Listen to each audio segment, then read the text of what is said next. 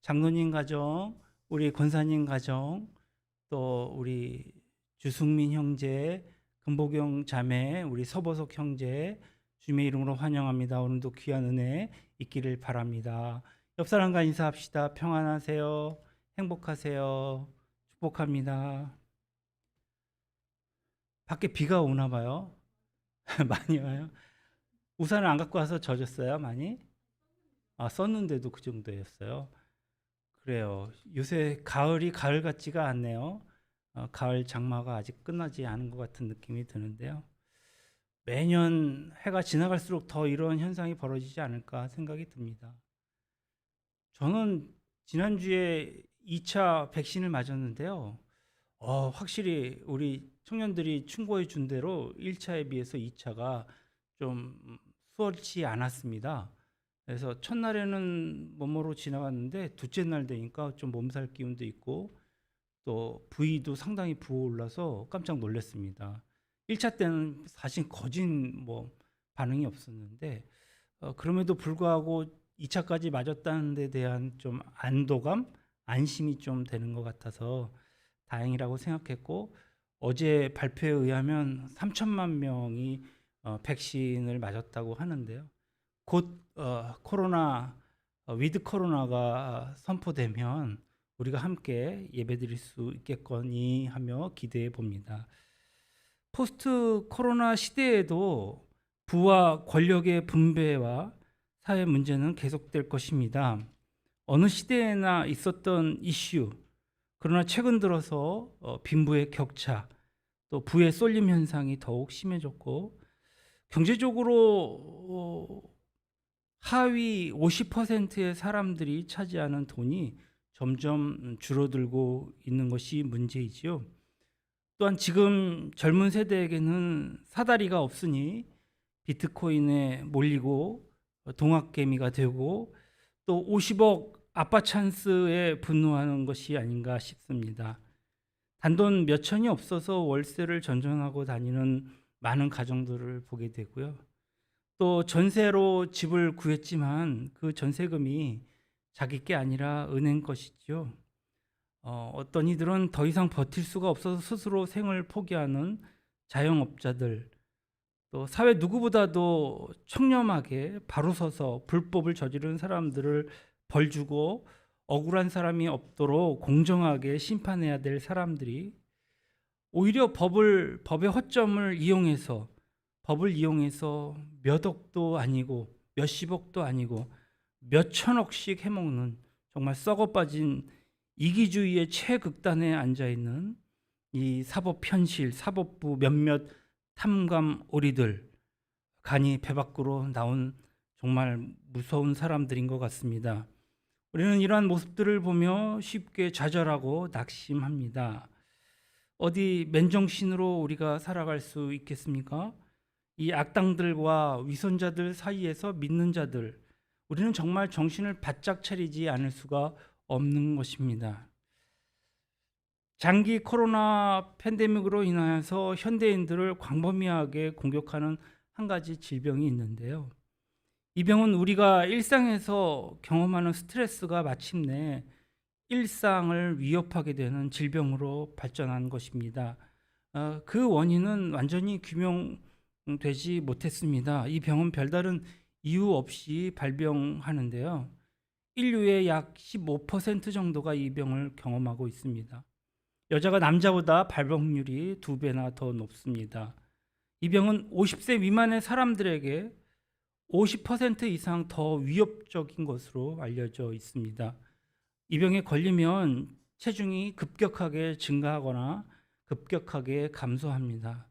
이 병에 걸리면 피곤해하고 자신에 대해 무가치함 또 무기력감에 시달립니다. 매사에 의욕이 떨어지겠죠.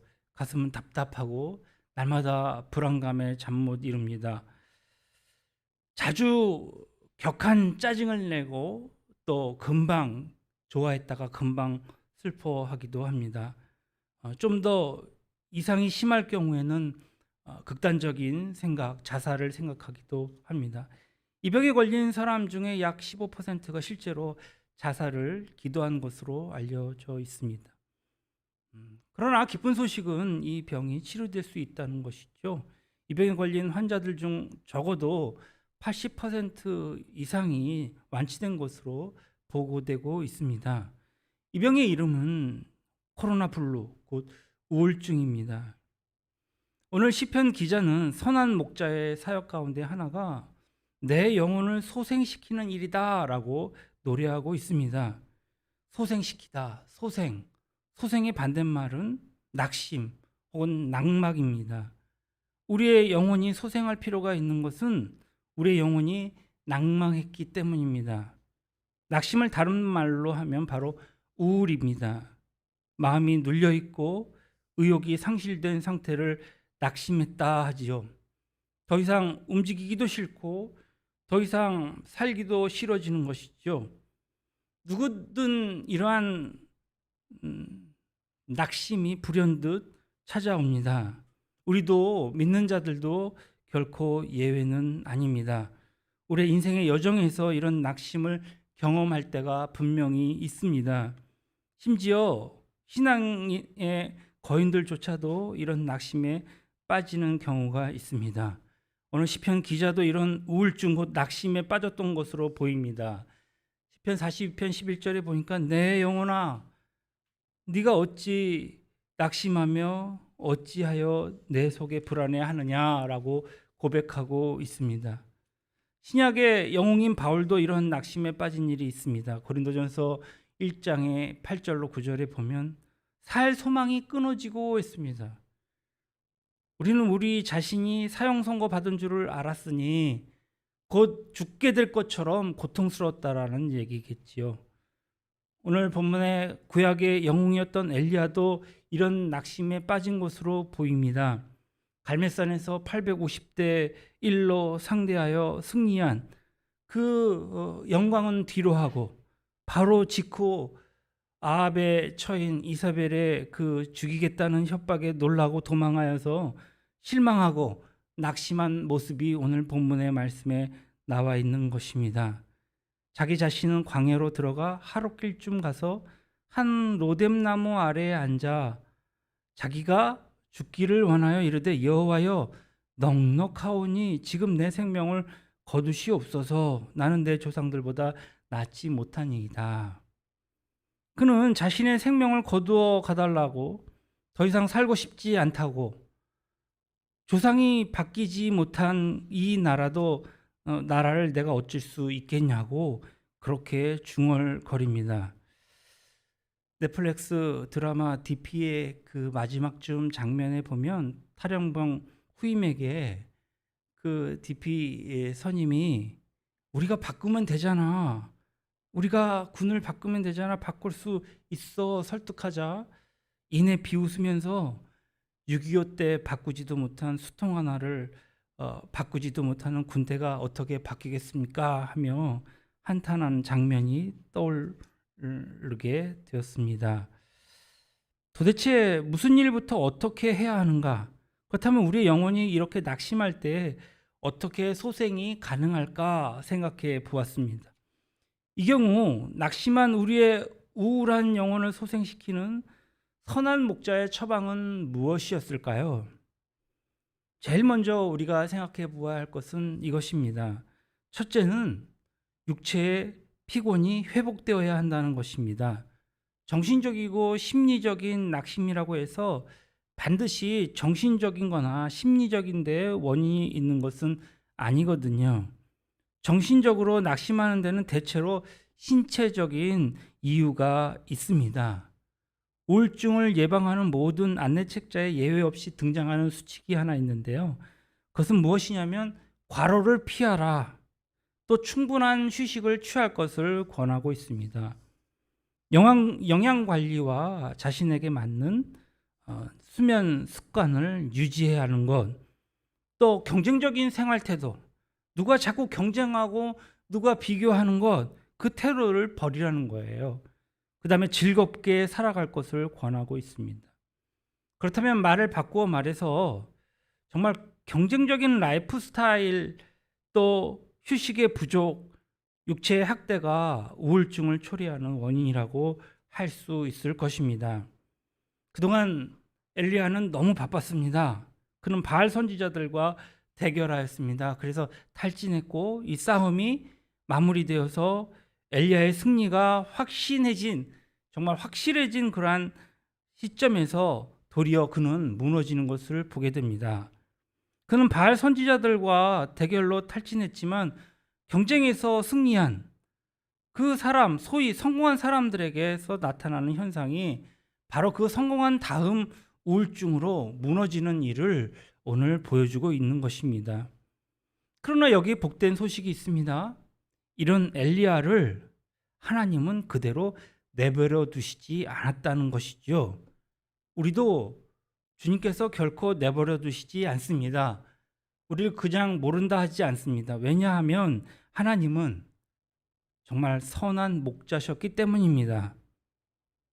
실제로 들에서 양을 치던 목자였던 필립 켈러라는 사람은 양이 뒤집어지는 순간 양은 크게 낙심한다고 합니다.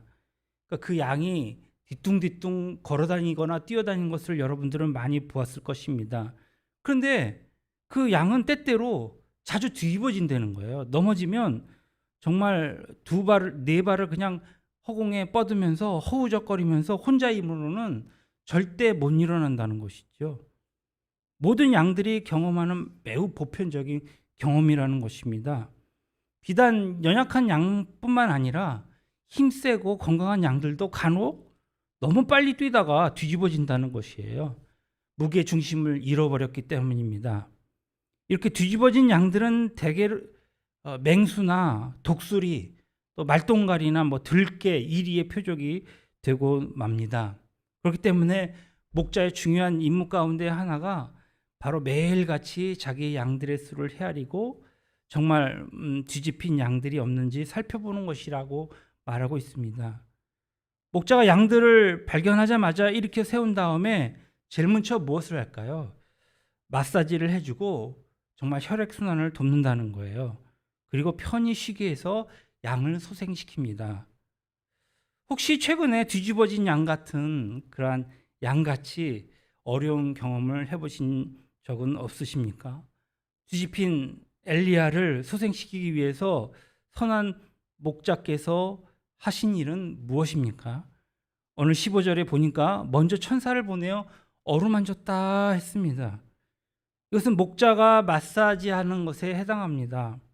그 다음에는 어떻게 했습니까? 6절, 7절 보니까 엘리야를 먹고 마시고 쉬게 해주었다 했습니다. 그렇습니다. 하나님의 치유는 1차적으로 육체적인 것에 있었습니다. 왜냐하면 그가 육체적으로 탈진해 있었기 때문입니다. 하나님 먼저 내린 처방은 영적인 것이 아니었다는 것이죠. 우리가 기도원 같은 데 가서 기도하면 보통 막 일주일 기도 같은 거 하면은 금식 기도하지 않습니까? 정말 온 힘을 다하고 온 정성을 다해서 기도합니다. 밥 먹는 것조차도 삼가하고 기도를 합니다. 금식 기도할 때에 정말 몸과 마음이 다 탈진합니다. 서서 기도하지도 못해요. 그냥 쓰러져서 정말 주님 찾다가 그러다 잠들고 다시 일어나서 말씀 보고 기도하고 그러한 일들을 반복하는 것을 우리가 경험해 보는데요. 낙심했다고 하면 대개 영적으로 치유하려고 하는데 사실은 그렇지 않습니다. 때로는 잠깐 휴식, 잠깐의 산책, 잠깐의 침묵. 어떤 사람은 목이 아프다고 그러는데 그 사람의 하루 종일을 살펴보면 계속 말하고 있습니다. 그래서 피곤하다는 거예요. 목이 아프다는 거예요. 잠깐의 침묵이 얼마나 중요한지 몰라요. 잠깐의 낮잠도 몹시 중요합니다. 낙심한 마음이 어느 때 치유될까요? 정말 우리가 참된 휴식을 취할 때 우리의 마음도 치유되는 것을 잊지 마시기 바랍니다. 성도의 육체는 하나님의 성전인 것입니다. 육체를 학대하지 마십시오. 무리해서 육체를 쓰는 것을 삼가해야 합니다. 나는 젊으니까 밤새도록 게임하고 아침에 나와도 별 상관이 없어. 자기가 그렇게 착각하는 것입니다. 누가 보아도 피곤해 보이거든요. 누가 보아도 졸고 있어요. 이유가 다 있어요. 건강하고 컨디션이 좋아야 바르게 판단할 수 있고 바르게 일을 행할 수 있습니다. 육체의 쉼을 주시기 바랍니다. 자기를 사랑하시기를 부탁드립니다. 그럼 열왕기상 19절로 6절에 나온 대로 순서를 보면은 하나님의 치유를 정리하면 어떻게 되는지 볼 수 있습니다. 제일 먼저 한 일은 무엇을 많이 먹는 일이지요. 그러니까 맛있게 먹어야겠습니다. 어떤 사람은 밥 먹어도 참 옆에서 불안불안하게 먹는 사람들이 있어요. 먹다 말다 막 피곤해하고 먹는 것을 굉장히 부담스러워하는 사람도 있거든요. 그러나 같이 얼굴을 맞대어 얘기하며 맛있게 먹으면 그것이 다 건강에 도움이 되는 줄로 믿습니다. 그 다음에 마셨다 했습니다. 그래서 수시로 물도 좀 자주 마시고, 여기서 마신다는 것을 여러분들은 술로 오해하시면 안 되겠습니다. 그 다음에 누워서 잤다 했습니다. 한번 정리해 봅시다. 먹자, 마시다, 또 쉬자, 자자입니다. 이것이 선한 목자이신 하나님의 상식에 충실한 그런 처방이었던 셈입니다. 물론 그것이 처방의 전부는 아니겠죠.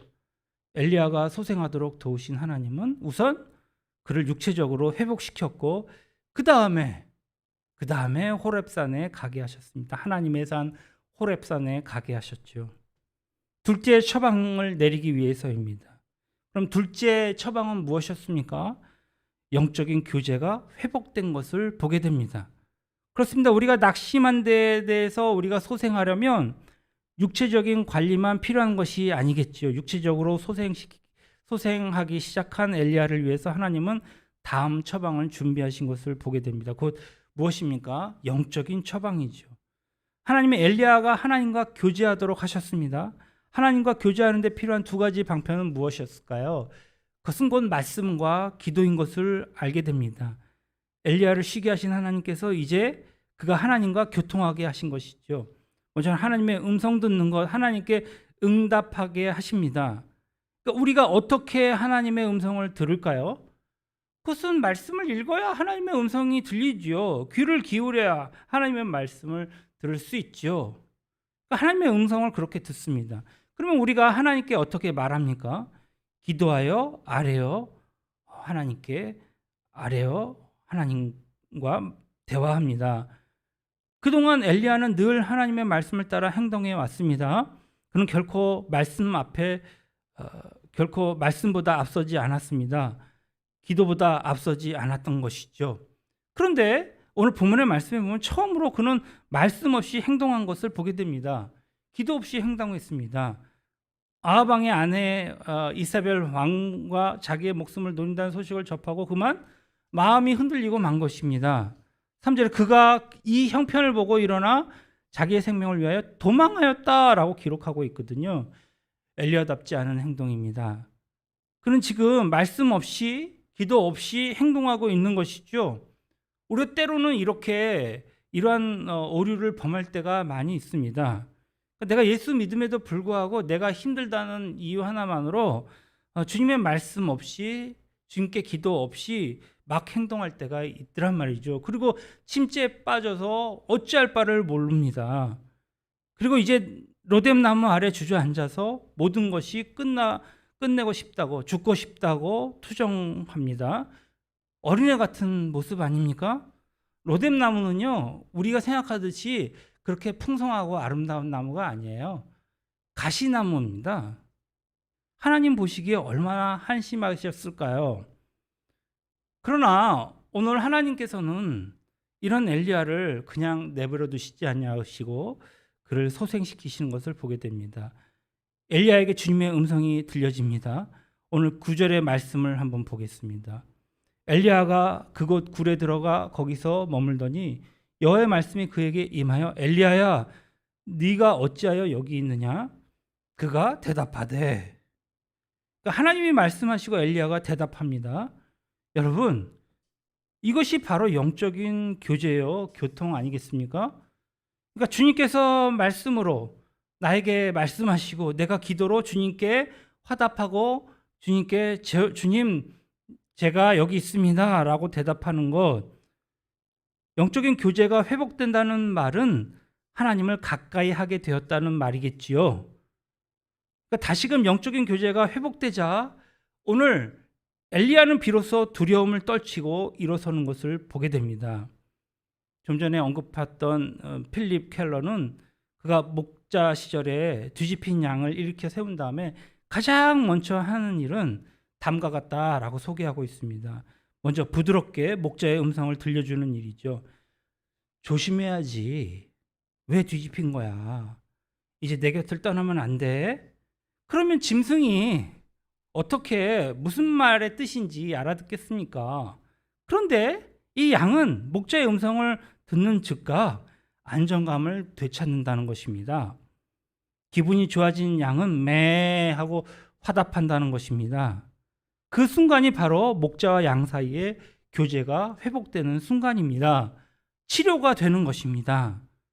말씀과 기도를 통해서 하나님과의 영적인 대화가 회복되기 전에는 우리가 영적으로 소생되었다 이렇게 선언할 수가 없습니다. 그러나 하나님의 말씀에 내 영혼의 귀가 열리고 내 기도의 숨결이 하나님과 연결되어 있다면, 그렇다면 오늘 시편 기자처럼 고백해도 좋을 것입니다. 그가 내 영혼을 소생시켜 주셨도다. 그럼 비로소 내 영과 육이 건강해질 수 있는 것이겠죠. 그 다음에 어떻게 그가 회복되었을까요? 오늘 세 번째로 주님의 임재를 경험해야 합니다. 그러니까 우리가 구약 성경에서 엘리야의 그 사적을 읽어 내려가다 보면 피할 수 없는 의문이 하나 생깁니다. 엘리야는 갈멜산에서 바알 선지자 450명, 아세라 선지자 400명 합하여서 850명과 결전을 치루었는데요. 얼마나 긴장했겠습니까? 먹지 못한 것은 물론이고 자지도 못했겠죠. 막 초긴장 상태였겠죠. 그런데 그렇게 당당하게 엘리야가 이제 이겼던, 그렇게 승리를 쟁취했던 그 엘리야가 이제 가시떨기 나무, 로뎀 나무 아래서 왜 이리도 비참하게 자기의 생명을 포기할 생각마저 하게 되었을까요? 그 원인은 부분적으로나마 하나님의 침묵이 있었다는 생각이 듭니다. 850대 1, 그 갈멜산에서 기도하고 있을 때에는 그야말로 하늘의 창이 열리고 비가 쏟아져 내렸습니다. 그러나 이처럼 드라마 같은 이 상황이 이제 막을 내리고 엘리야가 일상의 자리로 돌아왔을 때에, 그때가 중요해요. 그가 로뎀 나무 아래 주저앉아 있을 때엔 정막이 흘렀습니다. 엘리야가 소리칠 힘도 없이 쓰러져 있을 때에 오히려 하늘의 침묵이 느껴졌다는 것입니다. 더 이상 기적은 일어나지 않았습니다. 아무런 느낌도 없어요. 신앙생활 하는 데 있어서 어떤 특별한 뜨겁고 차고 신나고 그런 체험이 없어요. 아주 정체기예요. 그러니까 갈멜산에서 체험한 모든 것이 한순간에 어떻게 보면 허망한 꿈처럼 느껴져서 그는 외로움을 느낀 것입니다. 세상에 나 혼자 있는 것처럼 외롭고 힘든 것이죠. 하나님 멀리서 계시는 분이거나 혹은 지금 여기 계시지 않는 분처럼 느껴진 것입니다. 오늘 10절을 다 같이 볼까요? 그가 대답하여 내가 만군의 하나님 여호와께 열심히 유별하오니, 그러니까 특심하오니 이는 이스라엘 자손이 주의 언약을 버리고 주의 제단을 헐어 칼로 주의 선지자들을 죽였음이오며 오직 나만 남았거늘 그들이 내 생명을 찾아 빼앗으려 하나이다 라고 고백하고 있죠. 이것이야말로 전형적인 우울증 증세라 말하지 않을 수 없습니다. 혼자라고 느끼는 거예요. 주님이 항상 내 손을 붙잡고 계시는데 나는 주님의 손을 붙잡고 있지 않기 때문에 주님이 나도 붙잡지 않은 것처럼 그렇게 느끼는 것이죠.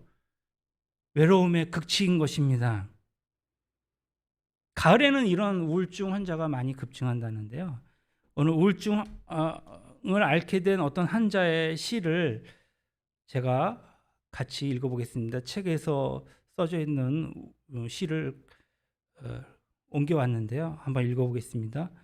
몇 날 며칠을 즐거운 생각만 했다. 그래도 어쩔 수 없었다. 이 가련한 가을. 몇 날 몇 밤을 외면하고 보냈다. 그래도 어쩔 수 없었다. 이 끈질긴 가을. 마침내 바다를 보지 않으려 책상을 돌려놓았다. 후후 어쩔까나. 맞은편 창에 지난 태풍에 물들지도 못하고 헐벗어 버린 나무가 안타까이 떨고 섰다. 까르르 웃어도 두 눈으로 쏟아져 내리는 가을. 조잘조잘 떠들어도 가슴으로 녹아내리는 가을. 어쩔까나. 이 기막힌 가을을 어쩔까나. 어쩔까나 어쩔까나. 기어이 스며나오는 이 가을을 어쩔까나. 그래서 우울증을 멜랑꼴리라고 부르기도 합니다. 그러나 이런 우울증 환자들은 가족 중 한 사람이라도 아니면 친구라도 아니면 옆에 있는 형제 자매라도 누구든지 그에게 지속적인 관심을 가지고 곁에 늘 있어만 주면 놀랍도록 급격히 증세가 호전된다고 합니다. 20년 전에 제가 전도사 시절에 그 교회에서 함께 신앙생활했던 집사님이 어제 문자를 하셨어요.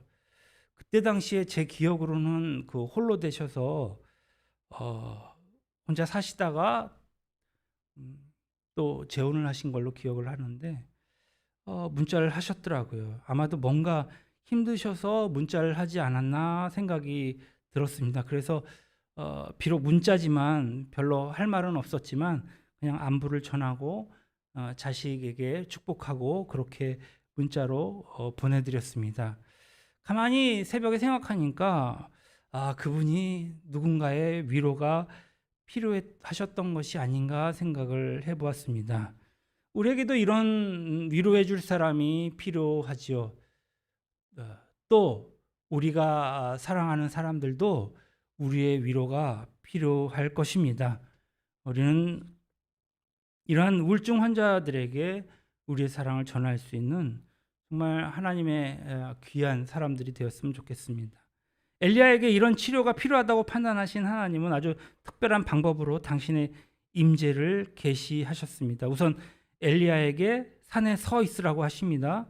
그분이 지나가시겠다는 거예요. 도대체 하나님이 어떤 모습으로 지나가실지 여러분들 궁금하지 않습니까?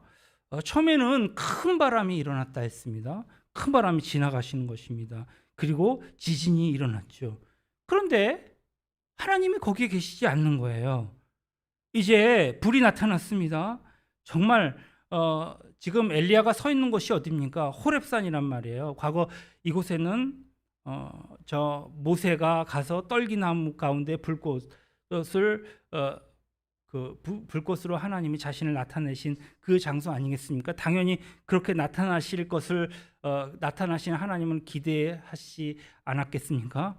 그런데 하나님은 불 가운데도 자신을 계시하지 않았다 했습니다. 그러니까 큰 바람도 계시하지 않고 지진도 계시하지 않고 이제 불 가운데도 그가 계시지 않았습니다. 그런데요, 마지막에 여러분들 뭐라고 얘기합니까? 12절에 또 지진 후에 불이 있으나 불 가운데도 여호와께서 계시지 아니하더니 불 후에 세미한 음성이 있는지라. 뭐가 있었다고요? 세미한 음성이 있었다. 잔잔하고 부드럽고 정말 부드러운 목소리로 하나님은 거기에 계셨던 것입니다. 두려워 떨고 놀란 그에게 하나님은 바람도 지진도 불도 아닌 세미한 음성으로 다가오신 것입니다. 조용히 속삭이신 것입니다. 야, 너는 이제 혼자가 아니야. 내가 너와 함께하고 있어. 하나님은 여러분들에게 혼자 있다고 얘기하지 않고 너희와 함께 있다, 너와 함께 있다라고 말씀하시는 것입니다. 하나님은 먼 훗날 비슷한 방법으로 인류를 찾아오셨습니다. 범죄한 인류를 위해 친히 속죄 제물로 이 땅에 오셨을 때에도 그분은 진정한 왕이셨으나 힘센 제왕의 모습으로 오시지 않았습니다. 어느 날 인류의 심판자가 되실 분이었지만 처음 오실 때에 그분은 재판관으로 오시지 않은 것을 보게 됩니다.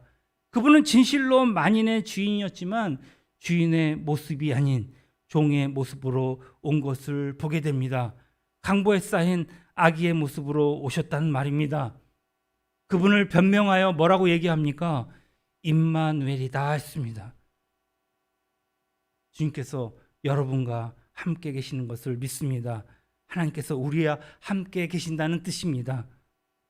사랑하는 귀한 성도 여러분, 그분은 세상의 범죄로 인하여서 두려움에 떠는 우리를 안고 이렇게 말씀하고 싶어 하십니다. 사랑하는 아무개야, 두려워하지 말아라. 난 네가 걸을 그 길을 동일하게 걸었고 너를 너무나도 잘 이해하는 인간이었단다. 나는 너를 이해할 수 있어. 이제는 내가 너를 놓지 않으마. 결코 버리지 않을 거야. 주님의 임재를 경험한 바로 하나님의 사랑을 이제 경험하는 것입니다. 선한 목자의 사랑을 경험한 그 순간 주님의 양들은 낙심해서 회복으로 변화되며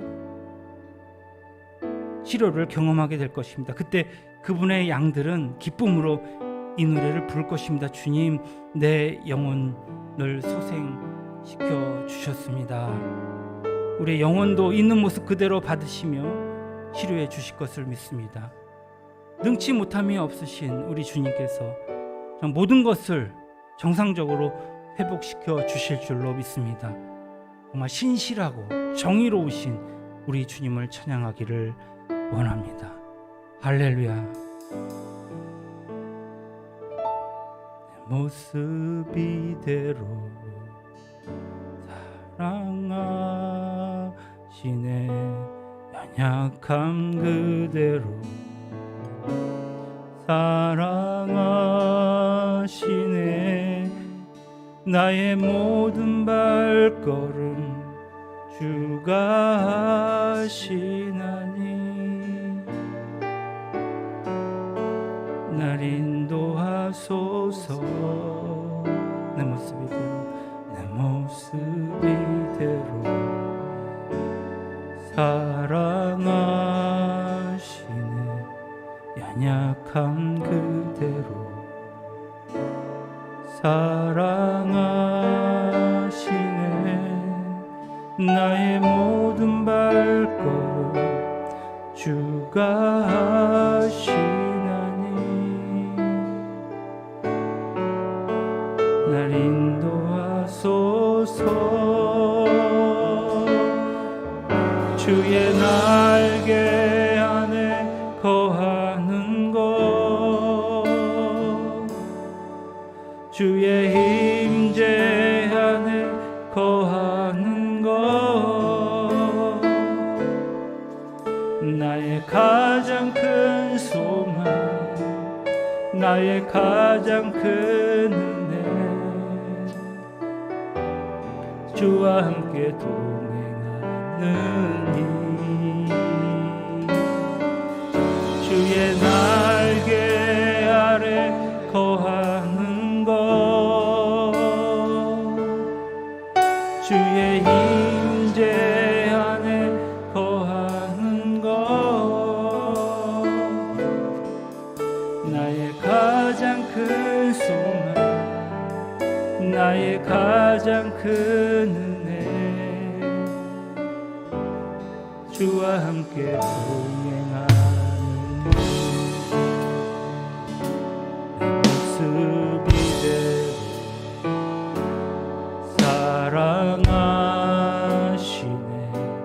연약한 그대로 사랑하시네. 나의 모든 발걸음 주가 하시나니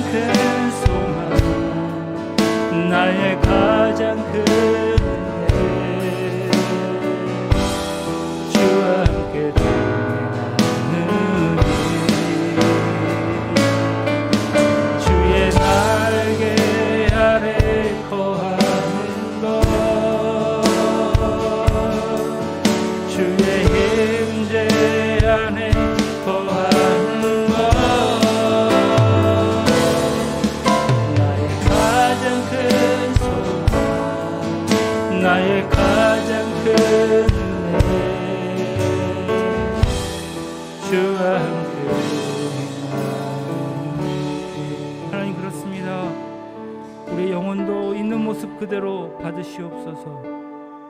우리를 치료하여 주시옵소서. 능치 못할 일이 없으신 우리 주님께서 이 땅의 모든 불합리한 것들을 정상적으로 회복시켜 주시옵소서. 정말 신실하고 정의로우신 우리 주님께서 이 땅을 새롭게 회복시켜 주시옵소서. 어제도 오늘도 동일하신 우리 구주 예수님의 이름으로 기도합니다. 할렐루야. 아멘. 하나님은 너를 만드신 분, 하나님은 너를 만드신 분, 너를 가장 많이 알고 계시며